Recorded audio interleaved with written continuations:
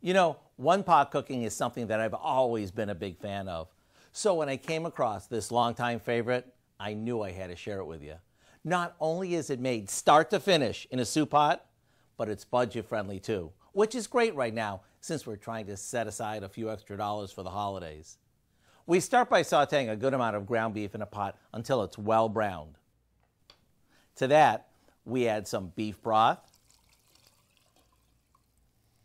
a few cans of black-eyed peas, which are packed with protein and are really reasonable, a diced potato, some chopped celery, onions, and carrots, and a few off-the-shelf spices. After it comes to a boil, we'll lower the heat and let it simmer until our potatoes are tender. This is when all the flavors come together. When it's done, serve it up with some crusty bread and go to town. It's so simple, you'll probably want to add it to your weekly dinner routine.